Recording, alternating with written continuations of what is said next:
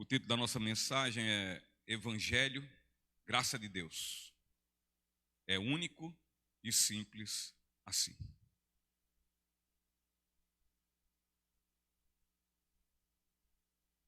O texto de Gálatas, capítulo 1, versículo 1 ao 5 diz: Eu, Paulo, apóstolo nomeado não por um grupo de pessoas, nem por alguma autoridade humana, mas pelo próprio Jesus Cristo e por Deus, o Pai que ressuscitou Jesus dos mortos.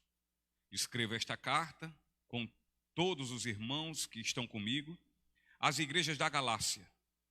Que Deus, o Pai de nosso Senhor Jesus Cristo, lhes dê em graça e paz. Jesus entregou sua vida por nossos pecados, a fim de nos resgatar deste mundo mau, conforme Deus, nosso Pai, havia planejado. Toda a glória a Deus para todo o sempre. Amém.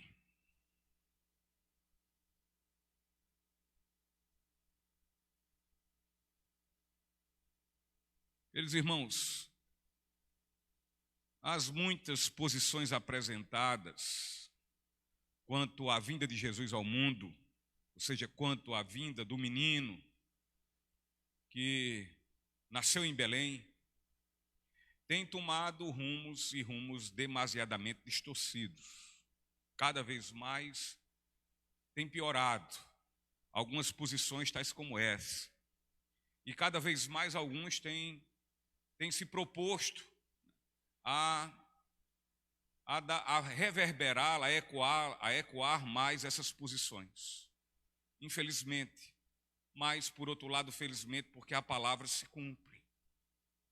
O Cristo, queridos, que foi pregado na cruz e ressuscitou, ele não tem sido exposto em seu único e singular sentido, por meio do qual podemos tomar conhecimento, ou seja, por meio do Evangelho. Pois o Evangelho, ele declara algo que é fabuloso. O Evangelho, ele declara algo que ele é esplêndido, ele é extraordinário, ele é grandioso, ele é eterno. E ele o faz, ainda sendo esplêndido, extraordinário, maravilhoso, grandioso e eterno, ele o faz ainda assim de forma simples, muito simples, de forma muito singular. Contudo, assim como antes, que já distorciam, continuam ainda a distorcer o Evangelho, a perverter o Evangelho de Deus, induzindo pessoas que não o conhecem a caminharem por caminhos que não refletem a verdade do verdadeiro Evangelho. Ou seja, se estavam perdidos, se perdem muito mais ainda. E sendo assim, pensam estes que conhecem o Evangelho, porém, absolutamente nada sabem sobre ele. E não diferente nesta perversão herética, diabólica, eles atingem as igrejas, perturbando suas mentes e deixando-as completamente confusas. E nesse instante, neste texto, o apóstolo Paulo escreve esta carta aos Gálatas. E ele está aqui sobre profundo ataque. Ele aqui está combatendo o seu combate. Ele aqui está sofrendo embates muito difíceis. E assim, também da mesma forma que Paulo está sendo combatido, o Evangelho da mesma forma vai sofrendo também estes profundos ataques. E Paulo, ele escreve a carta aos Gálatas, e ele escreve como um fervoroso, corajoso defensor do Evangelho. Como também ele defende o seu chamado, as suas convicções. Ele defende o seu chamado ao pastoreio, a missões, ao apostolado. Ele o defende com unhas e dentes, com toda a convicção de quem o chamou. visto que Paulo aqui ele está indignado, pois o evangelho, o qual lhe salvou, está sendo afrontado, assim como também a sua vida como um apóstolo, isto é, assim como um enviado de Jesus.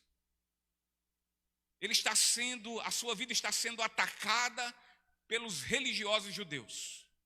Portanto, Paulo, ele que faz? Ele não se omite, mas ao contrário, ele levanta a palavra, ou seja, ele levanta a espada da verdade, a espada da justiça, e por meio dela, com muita convicção, com muita coragem, com ousadia, com intrepidez, ele põe por terra todas as posições e fundamentos mentirosos, diabólicos, demoníacos e heréticos dos seus opositores. Nós podemos ver muito claramente no início da carta de Gálatas, em suas palavras, que vão principiando aqui, vão dando início à sua fala, que Paulo está, além de surpreso, Paulo, além de estar completamente admirado, ele está absolutamente zangado. Ele está com raiva. Ele está bravo. Sua linguagem ela é bastante incisiva, é uma linguagem enfática. Paulo ele não fica aqui com rodeios. Mas Paulo, ao contrário, ele vai direto ao ponto. E em plena admiração, em completo estado de indignação, Paulo diz nos versículos 6 e 7 o seguinte: admiram-me que vocês estejam se afastando tão depressa daquele que os chamou para si por meio da graça de Cristo. Vocês estão seguindo um caminho diferente que se faz passar pelas boas novas, mas que não são boas novas de maneira nenhuma. Estão sendo perturbados por aqueles que distorcem deliberadamente as boas novas de Cristo. Então, queridos, aqui está claro o motivo da completa admiração, e não somente a admiração da sua surpresa, mas também da sua indignação. Ele está indignado. E se olharmos os primeiros versículos que há pouco lemos no início, juntando com estes que agora há pouco lemos também, podemos aqui dizer o seguinte, que Paulo, parafraseando Paulo, podemos dizer aqui, Paulo dizendo da seguinte forma: ei, escutem, prestem bem atenção. Eu, Paulo, eu não fui enviado, eu não fui comissionado por homens de maneira alguma, e tampouco por qualquer grupo religioso. Eu, Paulo, não fui. Eu fui comissionado, sim, por Jesus Cristo, o meu Senhor e Salvador. Sim, queridos, foi Cristo aquele que ressuscitou. Foi exatamente Ele quem me chamou, e me chamou pessoalmente da posição de um terrível perseguidor do Evangelho para ser agora um devoto, um diligente proclamador deste mesmo Evangelho. Portanto, graça e paz a todos vocês. Sim, graça e paz da parte de Deus, o Pai de nosso Senhor e Salvador Jesus Cristo. Ele que entregou-se por misericórdia e graça por nós, a fim de que tivéssemos paz com Deus, com quem lá atrás vivíamos em estado de guerra, na condição de inimigos e completamente separados dele por conta dos nossos pecados. E Paulo continua e vai dizendo, penso eu, com essas palavras. E quero lhes dizer mais uma coisa. Olha, eu estou sem acreditar. Eu estou absolutamente admirado com vocês. Aliás, olha, na verdade, eu estou indignado com vocês. Ou melhor, eu estou enraivecido com vocês. Eu estou brabo, eu estou zangado. Pois como vocês podem, após experimentar do resultado do Evangelho de Deus, como é que vocês podem, após experimentar este Evangelho, que é a expressão completa da graça em Cristo Jesus, como é que vocês podem abandoná-lo tão rapidamente e seguir outro evangelho? Um evangelho pobre, medíocre, rasteiro, maldito, diabólico e mentiroso. Vocês não estão percebendo que eles estão enganando a todos? Vocês não estão percebendo que estes estão lhe confundindo? Estão confundindo a vocês todos, estão confundindo suas mentes e levando a todos vocês por um caminho esse que não é de Cristo. Por favor, misericórdia, acordem. Acordem. Portanto, queridos, o apóstolo Paulo, ele escreve esta carta completamente preocupado em alertar os Gálatas sobre o perigo que eles estavam correndo. E então ele enfoca nesta carta, mais uma vez, a obra unicamente de Deus, a obra de salvação do ser humano pecador, realizado em Jesus Cristo. E diante disto, quero juntamente com todos vocês, observar verdades que estão nesta mensagem. E que essas verdades irão nos expor sobre a admirável, maravilhosa, estupenda e sobrenatural obra de salvação exposta no Evangelho. Contudo, a salvação, com toda a sua grandeza, com todo o seu esplendor, nela não há segredos, nela não há misticismo, nela não há normas e tampouco leis. E também não há quem possa merecê-la. Mas o Evangelho, a expressão da mensagem de salvação, uma coisa ele é muito simples, ele é único, ele é simples e simples assim. E a primeira verdade fala que o Evangelho, vai falar que o Evangelho é o sacrifício de Jesus Cristo na cruz. Pronto. Paulo, no versículo 4, ele vai dizendo ali no começo do versículo, diz o seguinte: Jesus entregou sua vida por nossos pecados. O apóstolo Paulo, ele enfatiza bem aos destinatários e leitores de sua carta o imensurável custo da sua salvação. E ele o faz dizendo que Jesus deu sua própria vida a fim de solver a questão do pecado da humanidade. Portanto, se torna completamente desnecessário.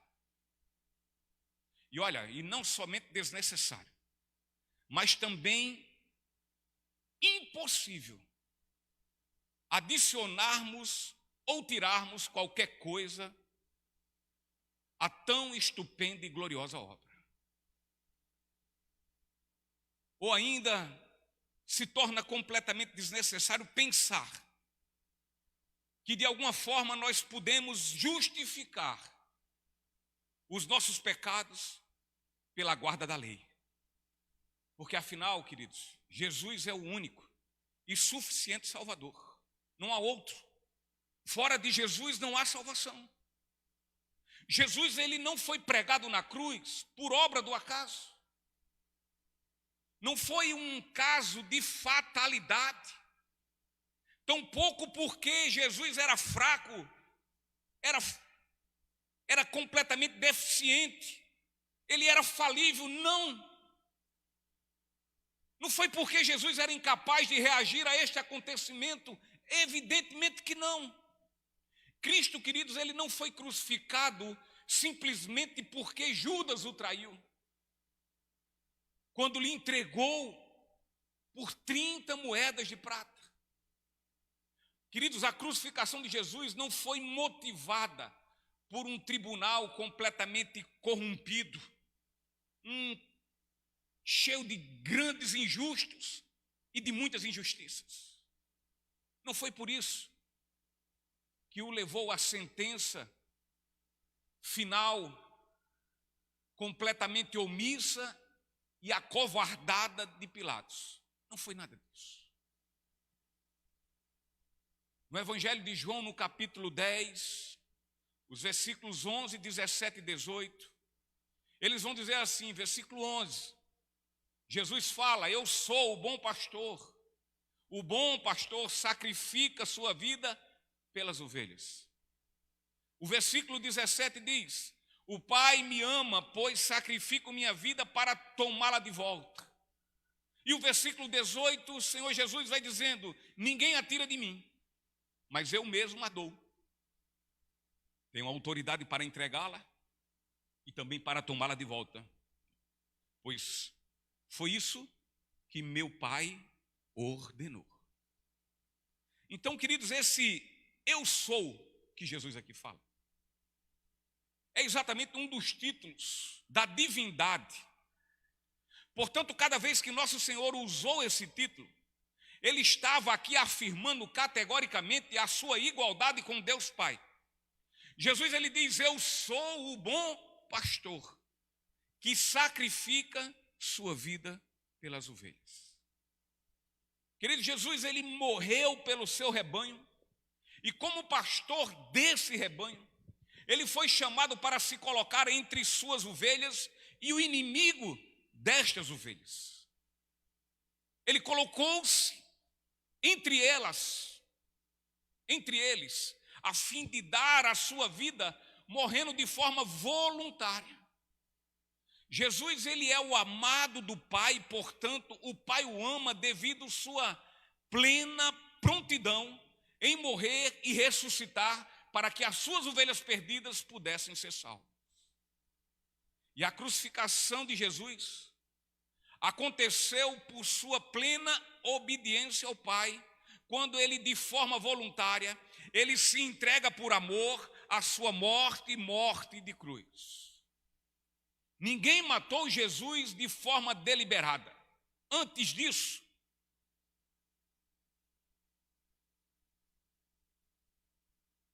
de forma premeditada, ele permitiu que assim fizessem contra a sua vida. A morte e a ressurreição de nosso Senhor Jesus Cristo foram atos essenciais no cumprimento da vontade do Deus Pai. Assim sendo, Jesus tornou-se obediente e obediente até a morte e ressuscitou no terceiro dia, exatamente como diz o quê? As Escrituras Sagradas. Jesus amou sua igreja e por ela se entregou. O pastor John Stott, ele fala sobre isto o seguinte: a morte de Jesus Cristo não teve como origem principal um ato de amor, tampouco grande exemplo de heroísmo, mas sim um sacrifício pelo pecado. Queridos, a morte de Jesus na cruz do Calvário foi um sacrifício vicário, substituto. Portanto, Jesus, ao morrer na cruz, ele morreu em lugar de outro. Jesus, o justo, morreu como inocente no lugar dos culpados, para que dessa forma estes culpados tomassem o seu lugar de justo. A natureza do sacrifício de Jesus Cristo é exatamente o sacrifício substitutivo. Como pecadores indesculpáveis diante dos olhos de Deus, ou seja, nós não temos como justificar os nossos pecados, e assim nós somos declarados inocentes. Então Cristo, para que isso ocorra, ele vem e morre em nosso lugar, para que dessa forma faça o que jamais eu e nem você, nós não poderíamos fazer por si próprios. Jesus toma o nosso lugar para que através da sua justiça ele venha nos justificar dos nossos pecados. Sua morte foi uma oferta pelos pecadores arrependidos e um sacrifício bastante e suficiente pelo pecado. A primeira carta de Paulo aos Coríntios, no capítulo 15, versículo 3, o apóstolo diz assim: eu lhes transmiti o que era mais importante e o que também me foi transmitido. Cristo morreu por nossos pecados, como dizem as Escrituras. O apóstolo Paulo entregou aos coríntios a mensagem que ele próprio recebeu de forma sobrenatural e divina. A doutrina principal que alicerça a mensagem que Paulo expõe é: Cristo morreu por nossos pecados, como dizem as Escrituras. Esse é o fundamento. A mensagem do Evangelho é uma declaração enfática e contundente, caracterizada pelo ato sacrificial da morte de Cristo, morrendo no lugar de todo pecador que no seu nome confia. Então Jesus, ele não morreu pelos pecados dele, visto que ele não os tinha. Ele era santo, era justo. É por isso que ele é o Cordeiro Santo, imaculado, sem mancha, e o único que pode ser sacrifício pelos pecados de todos, para que assim seja aplacada a ira de Deus sobre todos os pecadores. Então ele não morreu pelos seus pecados. Ele também não morreu como um mártir. Antes ele morreu pelo meu e pelo seu pecado. Pelos nossos pecados, louvado seja o nome de Jesus. Ele morreu como uma única forma justa de pagamento, pela não menos justa e merecida pena e dívida dos nossos pecados. E tudo aconteceu de acordo com as Escrituras sagradas. E quando aqui fala-se conforme as Escrituras, é exatamente uma referência às Escrituras do Antigo Testamento, pois o Novo Testamento ainda estava incompleto. Ele ainda não estava completo na sua forma escrita. Pois afinal, foi isso que as Escrituras do Antigo Testamento preanunciaram. Isaías, capítulo 53, versículos 5 e 6. Mas ele foi ferido por causa da nossa rebeldia e esmagado por causa de nossos pecados. Sofreu castigo para que fôssemos restaurados e recebeu açoites para que fôssemos curados. Todos nós desviamos como ovelhas, deixamos os caminhos de Deus para seguir os nossos caminhos, e no entanto o Senhor fez cair sobre ele os pecados de todos nós, oh glória a Deus. Martinho Lutero, ele diz, ele deu o quê? Não ouro, nem prata, nem animais de sacrifício, nem cordeiro pascuais, nem anjos, mas a si mesmo. Pelo quê? Não por uma coroa, nem por um reino, nem por nossa santidade ou por nossa justiça, mas por nossos pecados.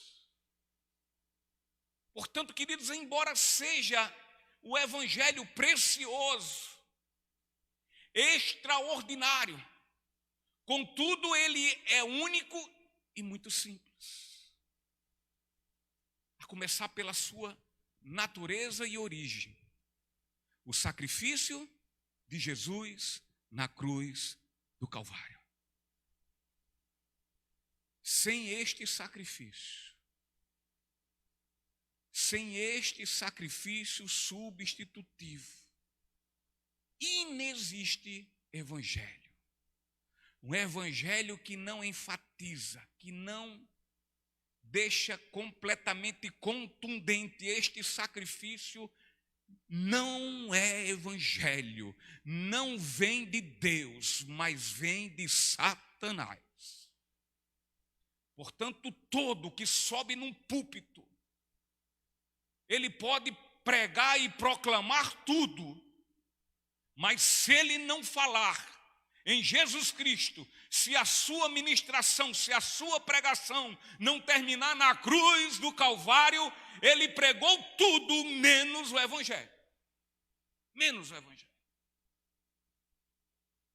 E a coisa está de ruim para pior. Já vi colegas de ministério dizendo que nós não devemos estar toda hora falando que somos pecadores, que não merecemos a graça de Deus. Eu já vi vários ministros, vários homens, inclusive homens que comecei juntamente o ministério do pastoreio, a dizer que não há necessidade de estar dizendo isso todas as vezes, e principalmente no domingo. Só basta uma vez por mês no domingo falar sobre o evangelho, sobre o sacrifício de Cristo. E foi isso que eu disse, misericórdia. Numa mesa, sentado com alguns colegas, eu disse, misericórdia, meu irmão. O que é que você está pregando no seu púlpito, na sua igreja, dia de domingo?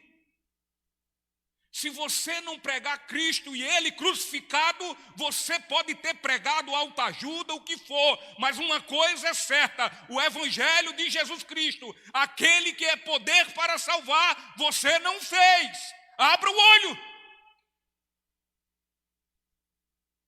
Você está esquecendo, meu querido irmão e colega, através de quem você foi salvo. Foi através da palavra de Deus, foi através deste evangelho. O evangelho que é graça de Deus, que foi lhe dado como graça, ou seja, você não o merecia.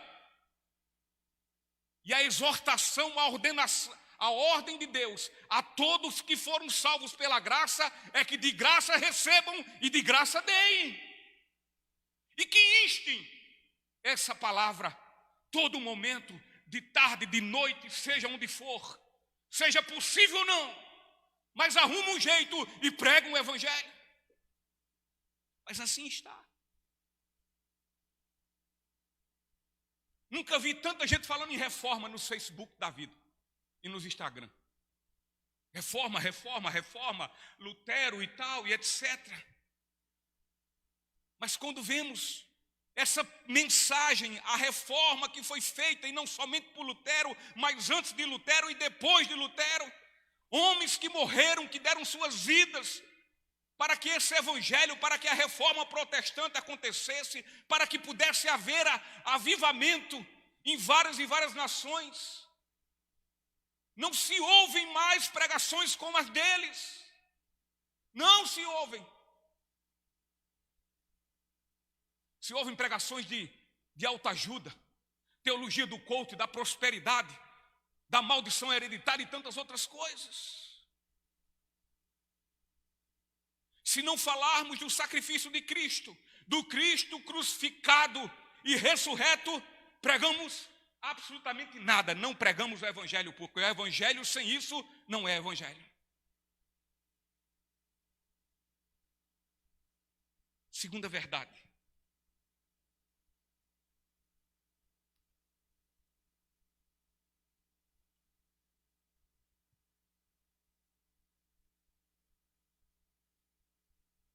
Por tudo isso que eu falei, sou chamado radical. Eu digo, pode chamar. Sou radical para a glória de Deus. Segunda verdade, sendo o evangelho o sacrifício da cruz, ele tem seu propósito.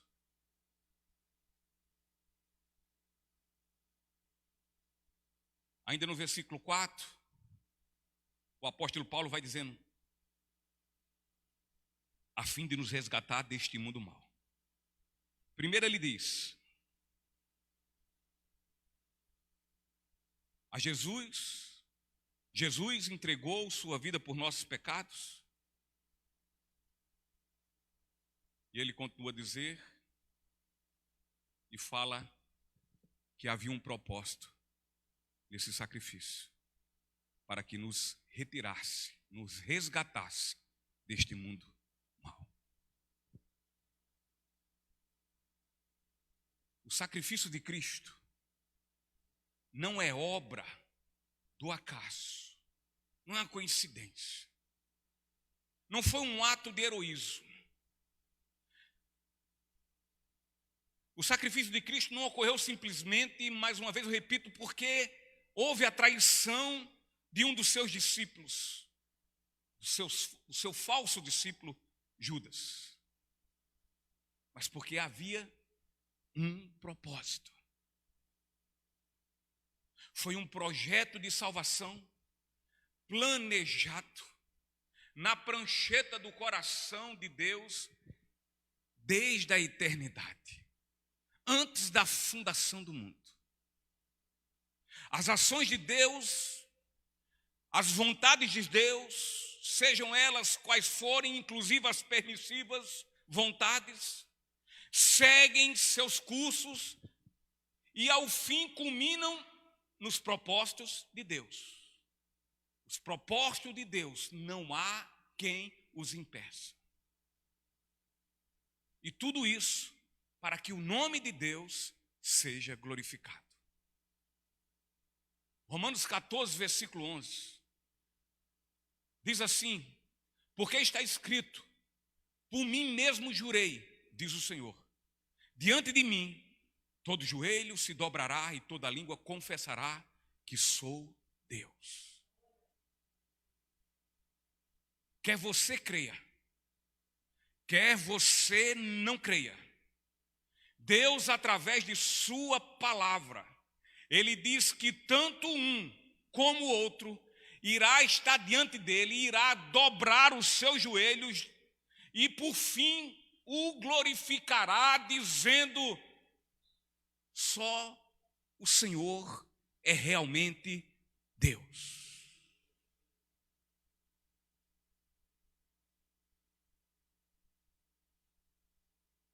Deus não erra.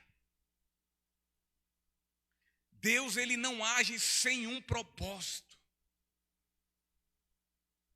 Como diz o dito, Deus não bate prego sem estopa. Ele não dá murro em ponta de faca. E em tudo tem um propósito. Ele não faz algo por nada. Há propósito. E os propósitos deles todos serão cumpridos, para a glória do seu nome. Portanto, Deus não erra, queridos. E é justamente isso que o apóstolo Paulo nos fala sobre o sacrifício vicário de Cristo, nos dizendo que a morte de Cristo na cruz teve um propósito determinado e definido por Deus. Isto é, Jesus se entregou de forma voluntária e obediente à sua morte de cruz, para nos resgatar deste mundo mau, ô glória. Aí está o propósito. Jesus entregou-se obediente à sua morte para nos arrebatar do poder maligno deste mundo, para nos libertar do reino das trevas para o reino da sua luz, para nos salvar da condenação da morte eterna, nos concedendo então a absolvição e nos declarando inocentes, ainda que sendo culpados.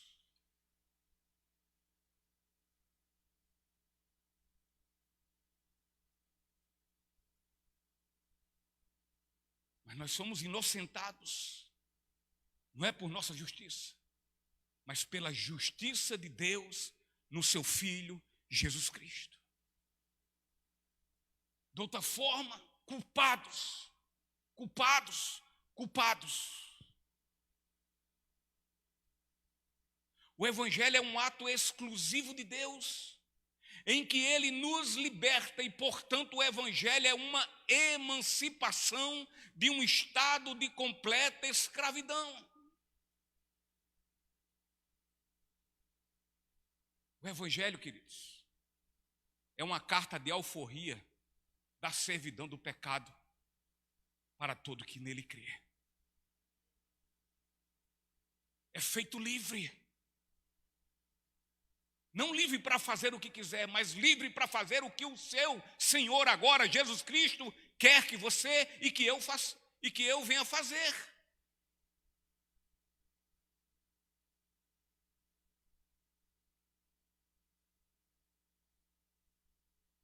O Evangelho resgata o pecador da sua condição de condenação. E se há um resgate, é tão simples entender, o Evangelho é muito simples.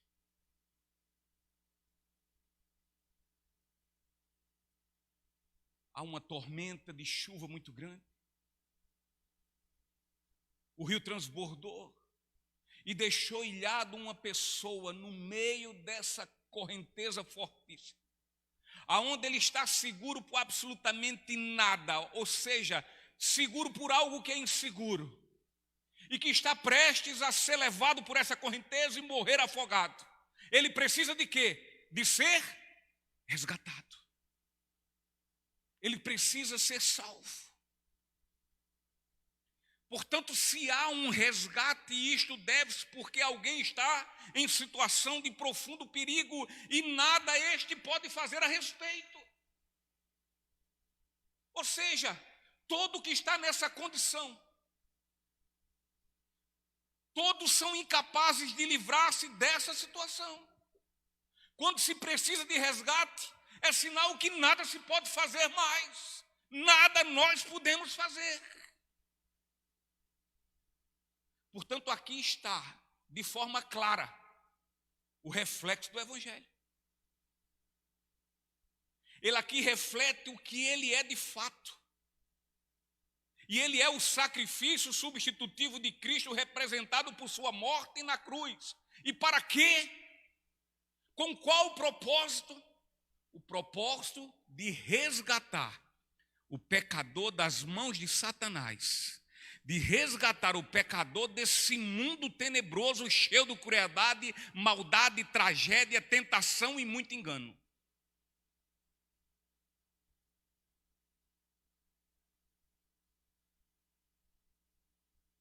Se você creu de fato em Jesus Cristo, então você foi resgatado deste mundo maligno que é governado por Satanás.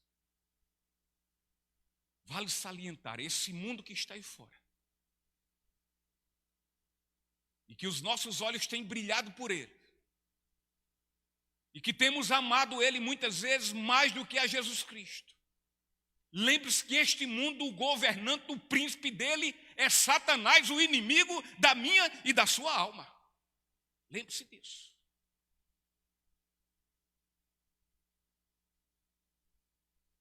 E o resgate deste mundo mau, além de ser um resgate da corrupção moral, política e tantas outras deformações originadas das filosofias da mente perversa da humanidade, inclui também o resgate do mundo religioso, da religiosidade, onde se mistura ritos e cerimônias com a fé em nosso Senhor Jesus Cristo.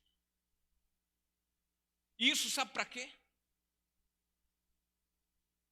A fim de enaltecer a diabólica mentira que todos os caminhos levam a Deus.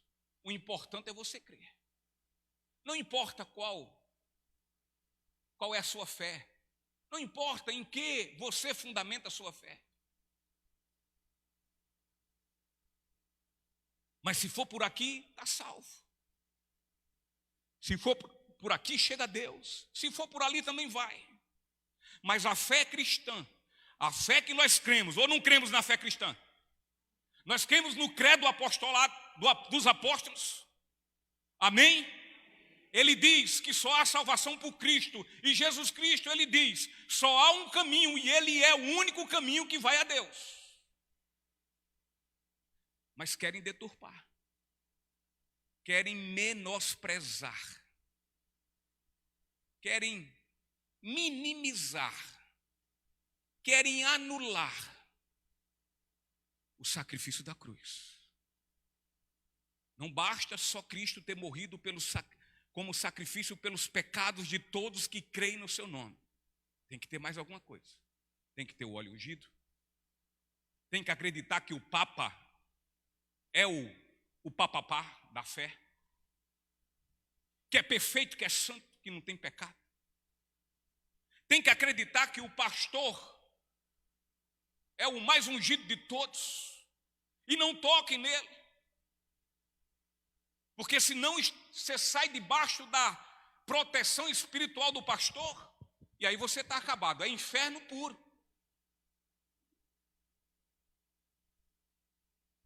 Eu não tenho a mínima capacidade como pastor de ser cobertura espiritual para ninguém. Se é assim que olham para mim, está no inferno.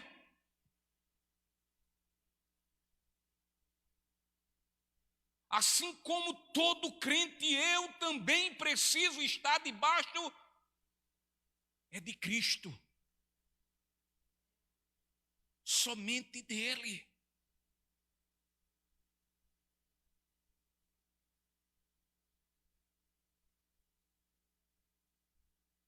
Aqui os judeus estavam colocando a Paulo, pedindo que Tito fosse circuncidado. Porque não valia Tito só crer no sacrifício da cruz, no evangelho. Ele precisava passar pela circuncisão, colocando-se aqui que sem essa circuncisão não há salvação. Aí Paulo disse, epa, aí não. A gente até caminha junto, naquilo que for possível, em paz. Mas no momento em que vocês queiram anular o sacrifício da cruz de Cristo, acabou a paz. E vamos sentar para discutir isso.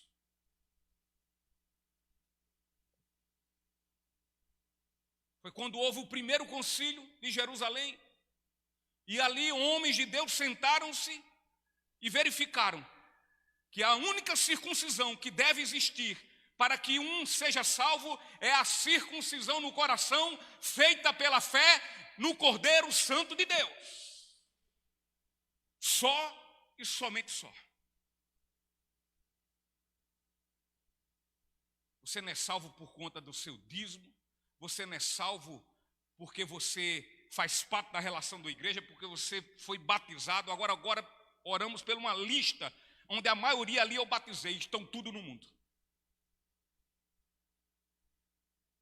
Todos no mundo. Se pegar os estatutos anteriores da Igreja Batista do Bessa, vão ver lá os nomes de todos eles.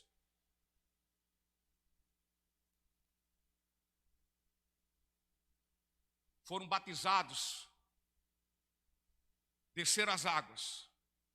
O problema é que eles não desceram com Cristo, não morreram com Ele, para com Ele serem vivificados e viver para a glória do seu nome.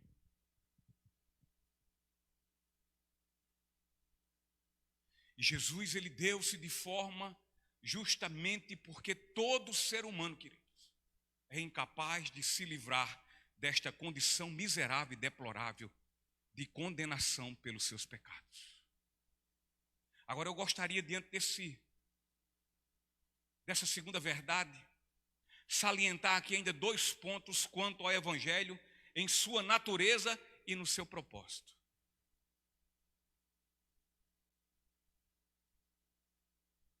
E o primeiro ponto é que todo pecador que de fato foi resgatado deste mundo, não quer dizer que ele foi tirado deste mundo,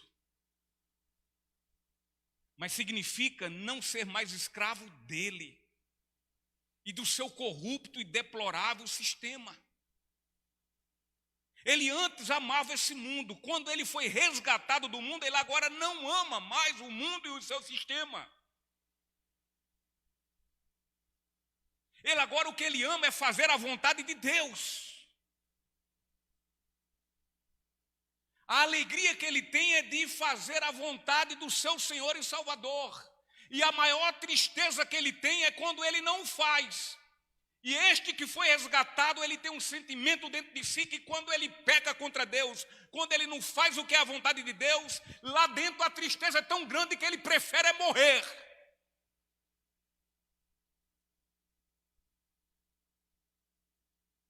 Ele olha para o Senhor e diz: eu não poderia ter feito isso.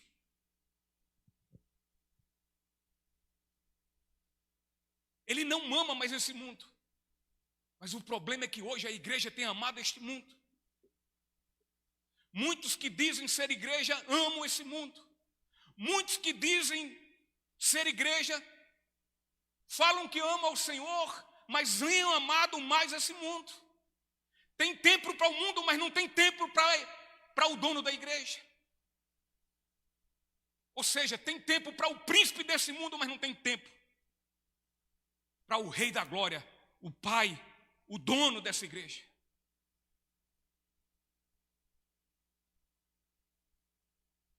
O segundo ponto.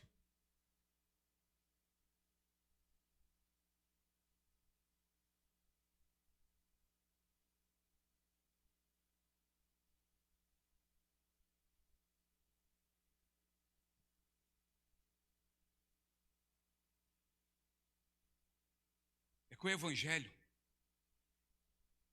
é algo infinitamente glorioso, visto que a natureza desse Evangelho é o sacrifício de Cristo.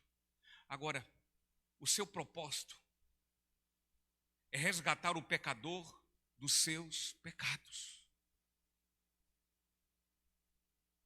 Quem resgata, de fato, é Cristo. E ele faz isso através da sua oferta expiatória, como um cordeiro expiatório. Vocês já ouviram falar daquele termo dito bode expiatório? O bode expiatório é alguém que paga o pato por algo que nunca fez, mas alguém o coloca naquele lugar para livrar a outros que têm culpa. Evidentemente que Jesus não é o bode expiatório, mas ele é o Cordeiro Santo de Deus expiatório.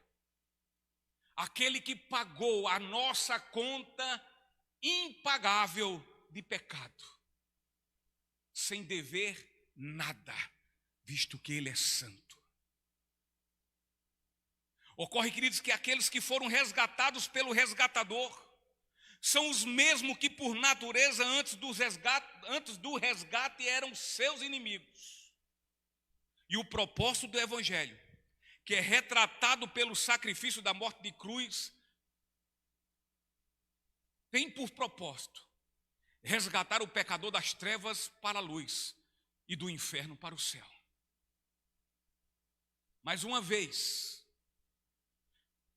aquele que é resgatado pelo resgatador, que é Cristo, ele agora é incumbido de ser instrumento do Senhor para resgatar também aqueles que precisam ser resgatados como um dia nós fomos. E esses não podem, para exercer essa função, não podem viver de braços cruzados, com suas bocas fechadas, omissos às necessidades dos pecadores, dos perdidos, dos sedentos que estão aí fora, precisando escutar o Evangelho ao qual foi incumbido a mim e a você, porque fomos resgatados, a trazerem estes a se reconciliarem com Jesus, com Deus, por meio da fé em Jesus Cristo. Você não foi resgatado para não fazer nada. Se você acha que é assim, que sua vida cristã tem que ser essa vida medíocre, ore ao Senhor. Eu creio que você ainda precisa ser resgatado. Ore ao Senhor.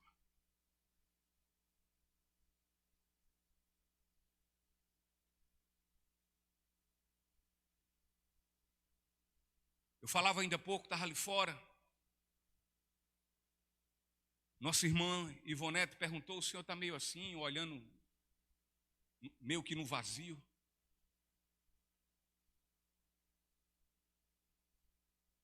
Beta chegou por lá também. Alguns perguntaram se eu estava triste por conta de Alain. Eu estou saudoso. Saudoso por ele. Como vinham as meninas conversando no carro e dizendo que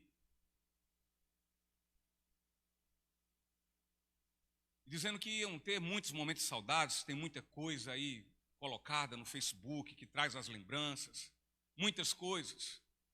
Deixa a bichinha aí, daqui a pouco elas se convertem.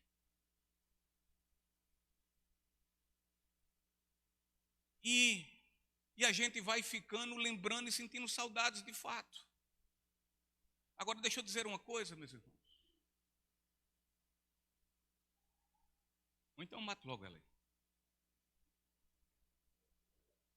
Não vou ficar. Ela está tirando a glória de Deus, então vá.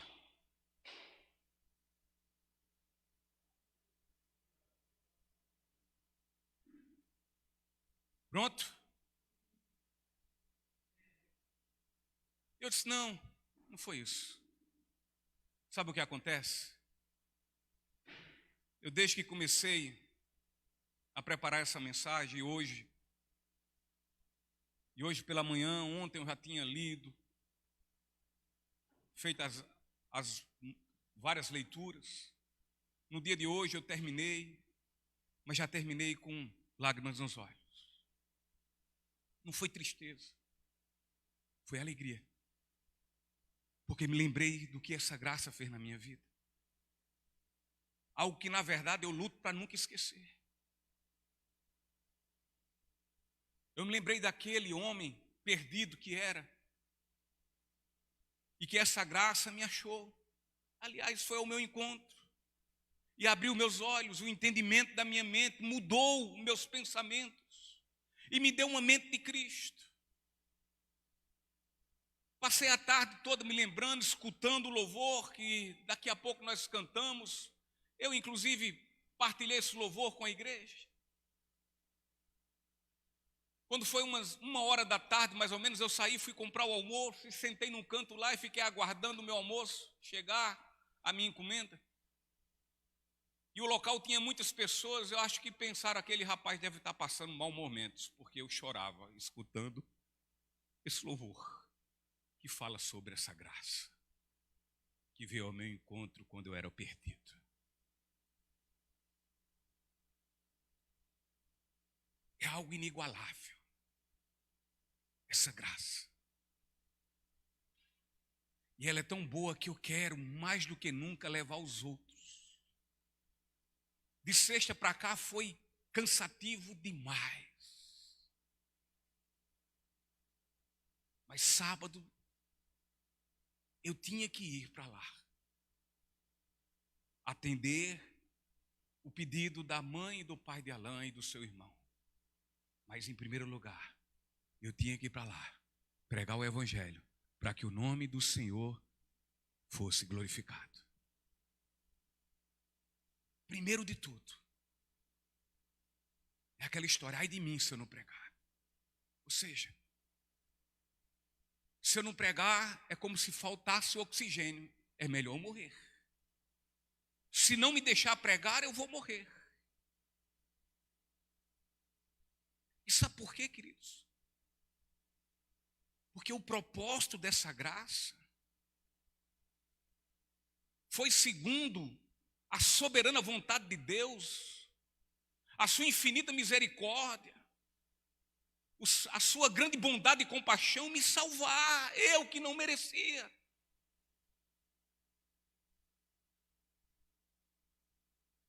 Você sabe o que é ser salvo da morte?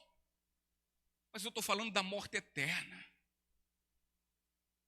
Você sabe o que é ter a garantia que, se ainda hoje eu morrer, eu viverei para a glória de Deus.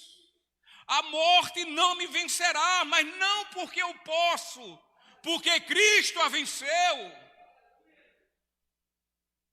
Agora, você sabe também que tem muitas pessoas que ainda não conhecem essa graça. E você sabe para onde é o fim delas. E eu conversava com as meninas ali fora e dizia: olha, tem hora que eu fico indignado quando eu vejo homens e mulheres crentes, pais e mães, maridos e esposas, que têm toda a sua família, confessa como cristãos, ou seja, que creram neste sacrifício, nessa graça, nesse evangelho.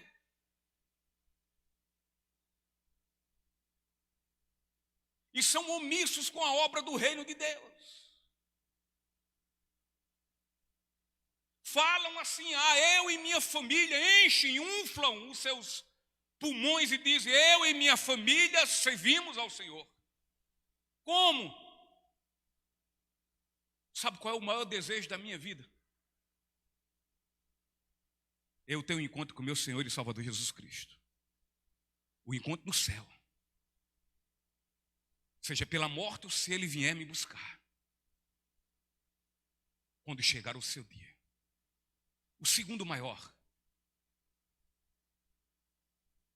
é ver toda a minha família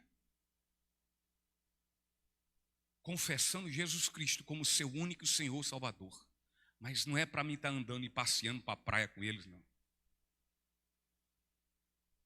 Não é para eu e para eles estarem todos morrendo de trabalhar para atrás de comprar celular, ou casa, ou carro, ou seja o que for. Também não estou dizendo que isso é pecado. Mas eu queria todos eles estarem comigo, para juntos fazermos a obra de Deus e pregarmos esse evangelho a toda criatura. Esse é o meu maior, ou pelo menos é o segundo maior desejo.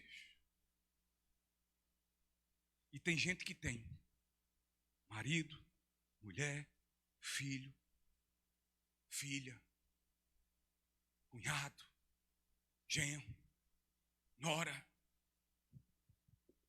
fica chupando o dedo, sem fazer nada, arrumando desculpa para fazer tudo.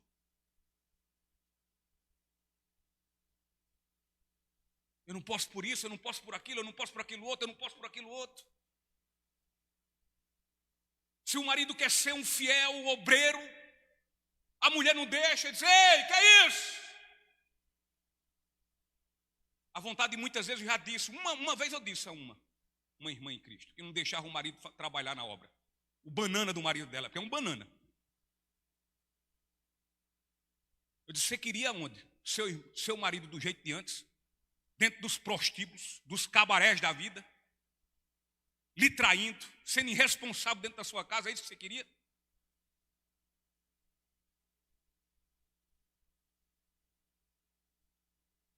A mesma coisa, maridos que têm suas mulheres em casa, que são devotas, que querem fazer a obra e os maridos não deixam, ainda sendo esses crentes, Isuriel.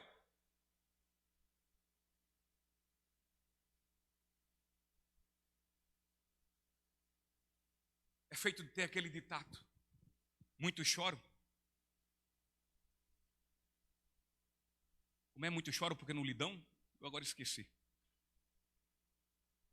Muitos choram porque apanham, outros choram porque não lhe dão. Tem a casa. Homens e mulheres, todos encaminhados no caminho de Cristo, e são negligentes, irresponsáveis, preguiçosos com a obra do reino de Deus. Que ingratidão para com a graça que Deus nos dá, com um favor imerecido, devíamos bater na boca quando dizemos não merecemos. Porque eu acho mais é que muitos acham que merecem. Mas enfim, terceira verdade e última. O sacrifício de Cristo, que é o âmago do evangelho, é obra exclusiva e originada no coração de Deus.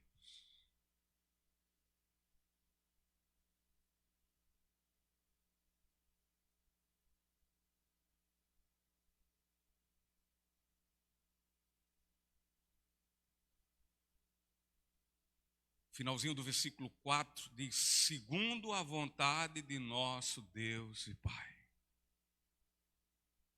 E estas palavras de Paulo colocam o crédito no seu devido lugar, dando a glória ao único que tem direito sobre ela. Deus construiu em seu coração cada detalhe da obra redentora em Cristo para o nosso gracioso benefício. Cada detalhe. Cada detalhe.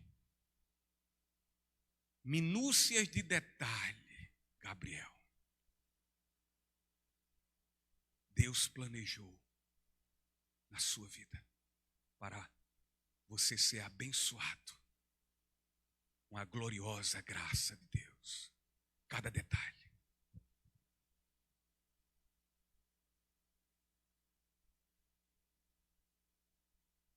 Deus nos concedeu a graça e a paz que foram conquistadas para nós através de Cristo. Tudo ocorreu segundo sua soberana vontade. Portanto, o Evangelho é obra exclusiva de Deus, realizada em nossas vidas por meio da fé em Jesus. E tudo isso foi feito por pura graça, não porque fizemos algo para merecer, como bem sabemos. Mas foi a soberana vontade de Deus. Todo ser humano ele é carente e precisado de socorro. Ele precisa de ajuda para ser resgatado do seu caminho de morte e morte eterna. Todo ser humano ele precisa de socorro e não sabe. Porém, que Deus, por graça, ele providenciou e planejou tudo quanto necessitamos. E dessa forma, por meio do seu Filho, de Jesus Cristo, foi realizado o resgate e a libertação que nunca em tempo algum alcançaríamos por nós mesmos. Sendo assim, queridos, a missão de salvação de Cristo só realizou-se porque assim foi a vontade de Deus.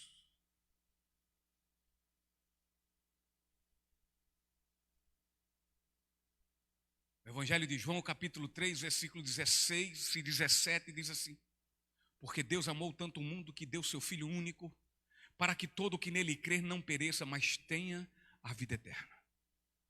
E o versículo 17 diz: Deus enviou seu Filho ao mundo, não para condenar o mundo, mas para salvá-lo por meio dele. Por sua vontade soberana, apraz a Deus entregar seu Filho Jesus por amor de todos. E assim todo que tiver fé, repito, só aquele que tiver fé, este será resgatado do domínio do pecado para o domínio do seu amor. Sua vontade foi enviar o seu Filho, não para condenar, porém para que todos sejam salvos. Entretanto, no versículo 18 desse mesmo capítulo, o próximo versículo diz: não há condenação alguma para quem crê nele, mas quem não crê nele já está condenado por não crer no Filho único de Deus. Você já viu? A gente fala, isso é forte. Você já viu como é forte? Olha agora pela tua mente aquelas pessoas que você muito ama, que vivem em sua casa, que fazem parte da sua relação. Eu não estou dizendo nem aqueles que você não ama, porque esse via de regra não são lembrados, os que a gente não sabe nem quem são. Eu estou falando os de dentro da casa, olha aí, bora. Lembra aí. Olha o que o versículo 18 está dizendo. Se ele não crer, ele já está. Ele não vai ser, ele já está condenado. Por quê? Porque não creu no Filho único de Deus. Agora você, que tem seu filhinho, sua filhinha, seus entes queridos, que creram no Filho unigênito de Deus, aquele que ele enviou para que todo que cresce nele fosse salvo, você tem em casa. Que valor você tem dado a isso? E você poder olhar para o seu filho, para a sua filha e dizer: eita, é um cristão, é uma cristã. E diante de todo esse favor, se postar e se comportar como um verdadeiro ingrato pelo favor que Deus deu, não somente à sua vida, mas também a toda a sua família.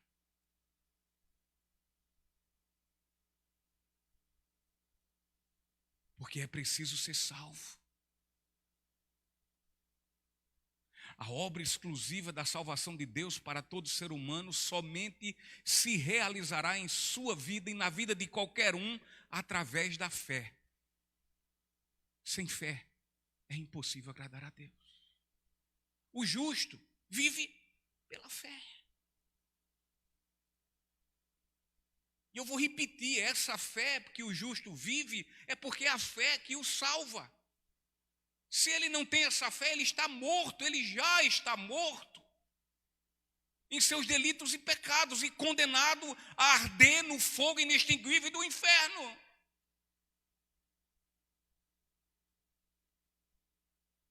Quem crer em Jesus não é condenado.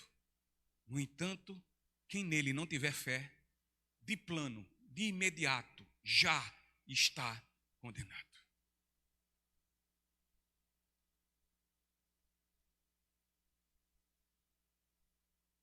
Mistério de louvor, por favor. E no versículo 5, o apóstolo Paulo vai dizendo: toda glória a Deus para todo sempre. Amém. Após Paulo erguer a espada da verdade e defender sua vida como um verdadeiro homem enviado por Deus, e também o evangelho que lhe salvou,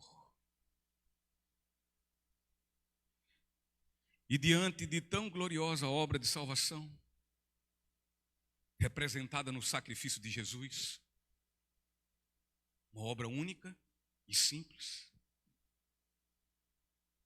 resta a Paulo agora glorificar e exaltar a Deus. Muitos, como na época de Paulo, ainda hoje tentam, como eu falei logo no início, minimizar o valor da obra de redenção de Deus. E dessa forma usurpam e roubam de Deus o louvor e a sua glória.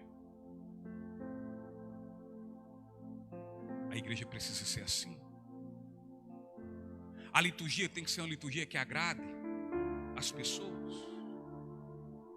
A palavra tem que afagar os corações dos pecadores. Pecadores? Não diga isso. Não os ofendam.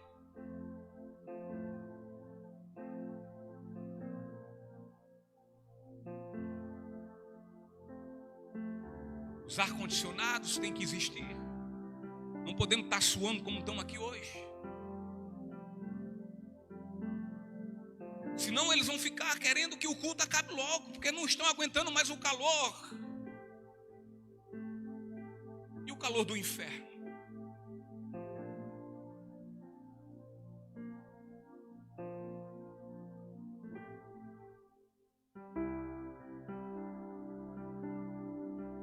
Eles tentam tirar a glória de Deus, mas Paulo os confronta.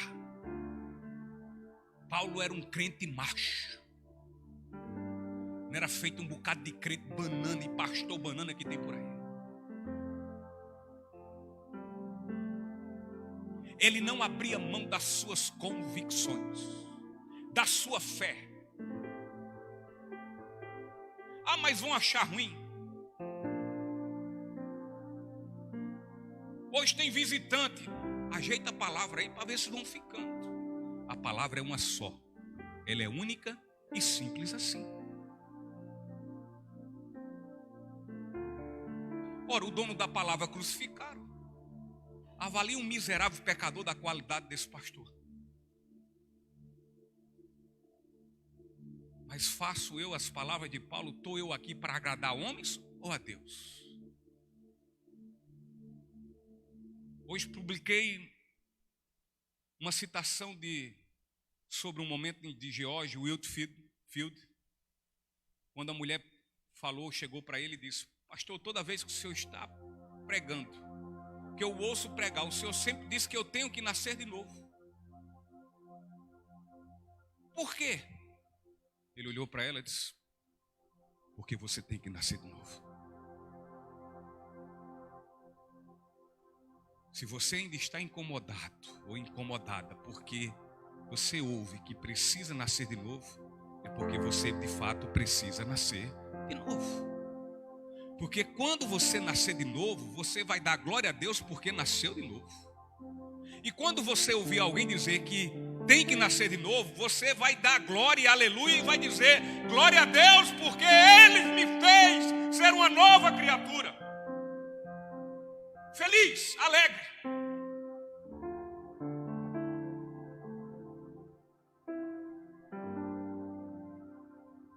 Feliz e alegre porque essa graça maravilhosa o alcançou. Foi ao seu encontro, o abraçou. E Ele não deixa mais essa graça por nada mais nesse mundo.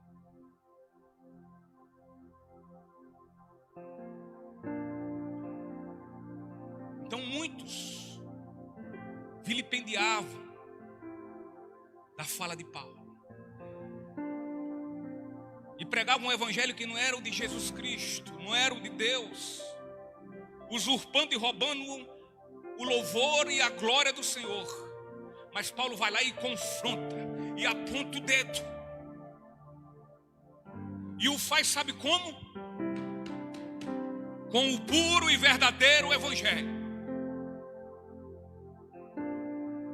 Dizendo ao final que só a Deus, o Pai de nosso Senhor Jesus Cristo, seja Ele a glória por toda a eternidade.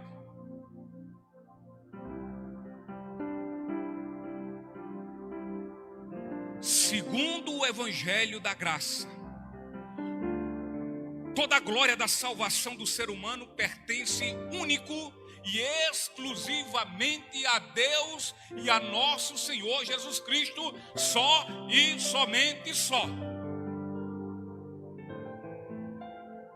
O homem, o ser humano, ele não tem condições de compartilhar dessa glória como co-salvador através das suas miseráveis obras. Não tem. Afinal, queridos, nenhum ser humano ele é capaz de guardar essa boa e linda lei, magnífica lei. E sabe por quê? Ele vai tropeçar aqui e acolá nela. E pela lei, que é santa e boa, ele vai ser condenado. O Evangelho é graça de Deus. É o favor compassivo de Deus, dado de forma imerecida ao pecador que nele crê. O Evangelho é a expressão soberana do amor transformador de Deus sobre o pecador confesso e arrependido. A oferta do amor de Deus em Cristo Jesus liberta, salva e transforma. O amor de Deus, representado em sua graça, no sacrifício de Cristo, ele liberta, ele salva e ele transforma. No entanto, somente usufruirão deste amor gracioso, que é poderoso para transformar, só e somente só os que creem no nome que está acima de todo o nome de Jesus.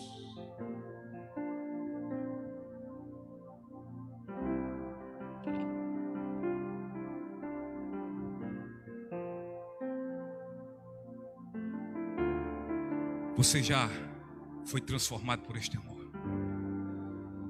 Você já conheceu de fato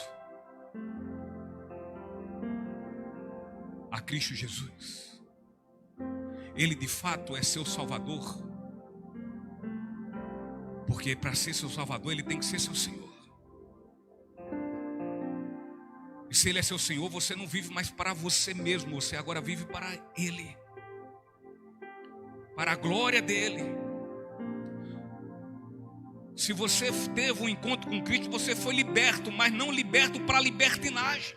Para fazer o que lhe apraz fazer. Não vá pensando nessa que Deus é amor. Ele é amor. Mas Ele não é tolerante ao pecado.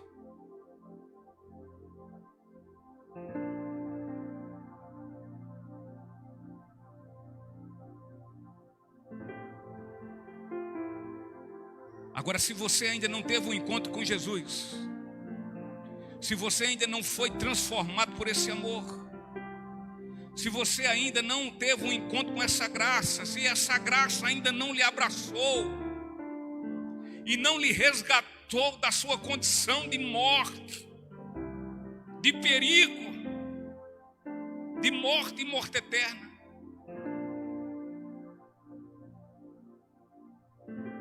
esse mesmo Deus ainda há disposição nele, ainda há tempo nele de lhe apresentar a única forma de ser salvo. Você crendo no Filho do seu amor como o único que pode lhe resgatar dos seus pecados, das mãos de Satanás e desse mundo caído. Ainda há tempo.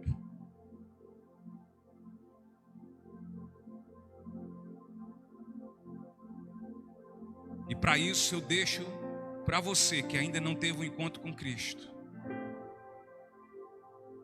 a palavra de Isaías, no capítulo 55, no versículo 6 em diante, que diz: busque o Senhor enquanto podem achá-lo, invoquem-no agora enquanto ele está perto. Que os perversos mudem de conduta, que o ímpio mude, volte-se ao Senhor, deixe de lado sua vida e até mesmo a ideia de fazer o mal. Que se voltem para o Senhor para que Ele tenha misericórdia deles. Sim, voltem-se para nosso Deus, pois Ele o perdoará generosamente. Busquem o Senhor enquanto podem achar, porque haverá dia